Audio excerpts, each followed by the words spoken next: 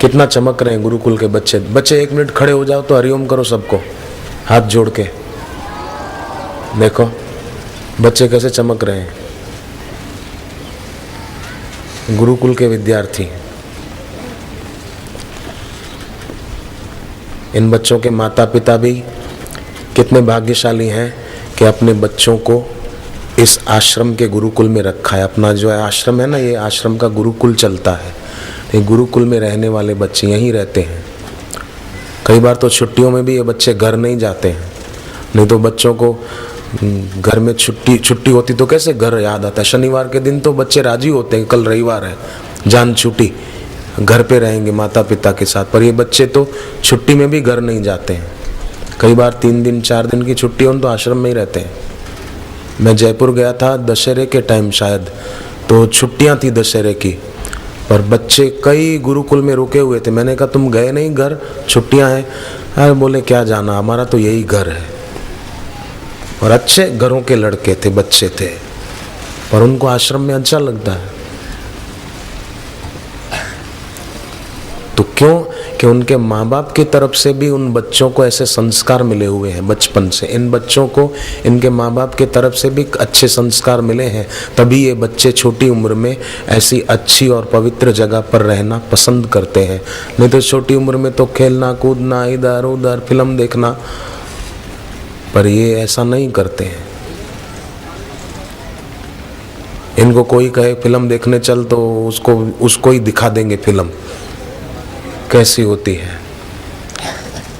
तो ये बच्चे ऐसे संस्कारी हैं, अच्छे हैं। तो इनके माता पिता भी भाग्यशाली हैं कि अपने बच्चों को ऐसे गुरुकुल में रखा है। नहीं तो माँ बाप को तो बच्चों से मोह होता है ना, मेरा बच्चा मेरी आंखों के सामने रहे। और इनके माता पिता भी कैसे महान आत्मा के बच्चों को गुरुकुल में रखा है और प्रसन्न है कि हमारे बच्चे बापूजी के अहमदाबाद आश्रम के गुरुकुल में रहते हैं।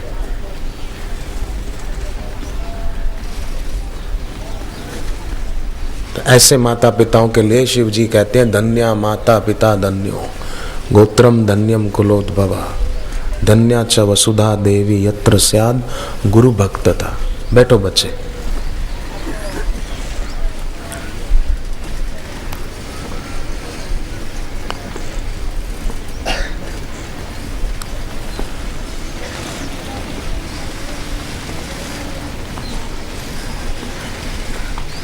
सबके बच्चे गुरुकुल में ना आ सके तो अपने बच्चों को ऐसी शिक्षा और ऐसे संस्कार तो देने ही चाहिए जिससे बच्चों का भावी उज्जवल हो। बच्चों का भावी उज्जवल होगा तो बड़ों का भी उज्जवल है ही। बच्चों का ही नहीं तो फिर बड़ों का कैसे उज्जवल होगा।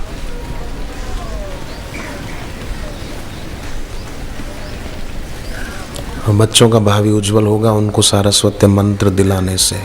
और कोई बच्चा अगर सारस्वत मंत्र लेने के बाद जपता नहीं है, उसने जप छोड़ दिया है, तो आप उसको टोको मत, जप कर जप कर जप कर, तूने जप नहीं करता ऐसा होगा वैसा होगा, ऐसा मत बोलो उसको। आप उसके लिए 2 माला जप करो कि इसको सद्बुद्धि मिले और ये जप करना शुरू कर दे, इसकी बुरी संगति छूट जाए।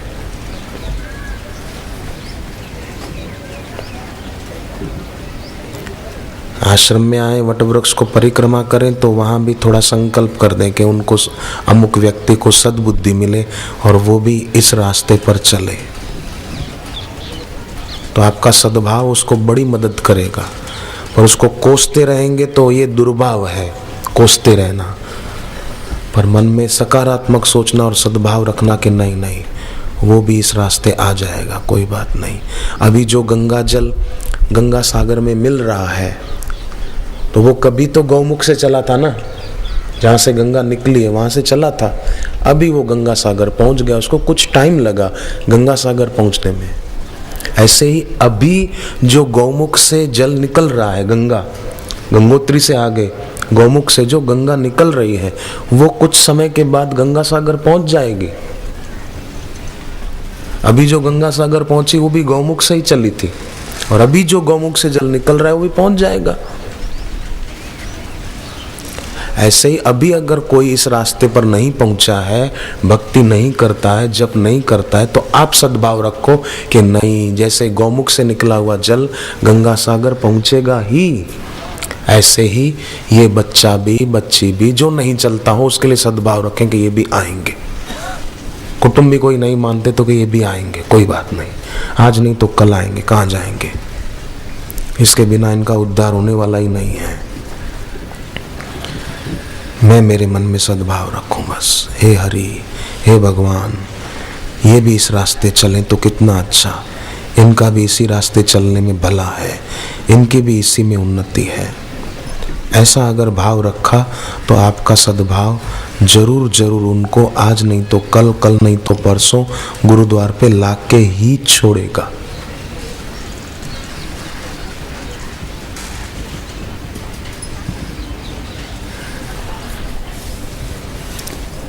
एक लड़की आना चाहती थी शिविर में, सूरत के आश्रम की शिविर जो थी, पर उसके माँ बाप उसको मना कर रहे थे, पर उसने मन में ठान लिया कि मुझे जाना है। तो वो गुरुजी की तस्वीर सामने रखकर बोलने लगी कि मैं तो आपके पास नहीं आ सकती, मुझे मना कर रहे हैं घर के लोग, पर आप कृपा करके मेरे सपने में आना गुरुजी, मुझे दर्शन देना। सूरत थी बालक की सलोनी, आते ही कर दी अनहोनी। ऐसा मन में जप करने लगी। सुबह उठी नींद में से, सपने में बापूजी के दर्शन भी हुए। नींद में से उठी तो उसके माता पिता आए और कहने लगे कि बेटी, अपने अमुक परिवार की एक बेटी भी शिविर में जा रही है, तो तू भी भले चली जा, तेरी इच्छा है ना, जा, चल जाके आ। तो उसको आश्चर्य हुआ कि कल ये मना कर रहे थे और आज बोल रहे हैं जाके आ।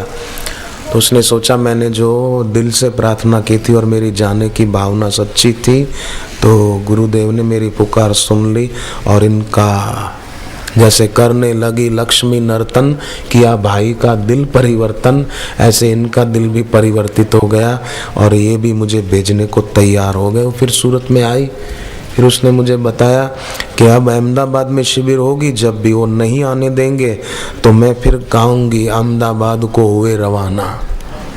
हाँ, श्री आसारामण में आता है ना, और मैं फिर वो गा लूँगी, नहीं कैसे जाने देंगे।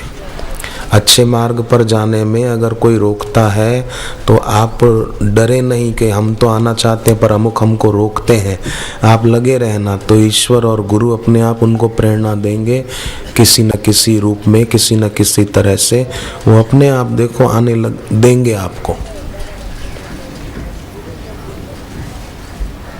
हमारी इच्छा होती है ना सत्संग में जाने की, गुरुद्वार पे जाने की, तो उनको भी मन में होता है कि इसका भला हो। और वास्तव में देखा जाए तो कभी माँ बाप रोकते भी हैं ना, तो मैं तो भागवत के अनुसार ये मानता हूँ कि वो नहीं रोक रहे हैं, आपके माता पिता आपको नहीं रोक रहे हैं, उनके अंदर देवता आकर के बैठे वो आपको रोक रहे हैं। ये बात भागवत में आती है। भगवान कृष्ण ने कहा कि उद्धव, जब कोई भक्ति के रास्ते, भगवत प्राप्ति के रास्ते चलता है ना, तो कुटुंबी लोग रोते हैं, उनको रोकते हैं। हकीकत में उद्धव कुटुंबी नहीं रोक रहे, देवता उनके अंदर आके बैठे और वो रोक रहे हैं। तो उद्धव जी ने पूछा देवताओं को क्या पड़ी जो वो आकर रोकते हैं? भगवान ने कहा कि वो अगर सदगुरु की शरण जाकर ईश्वर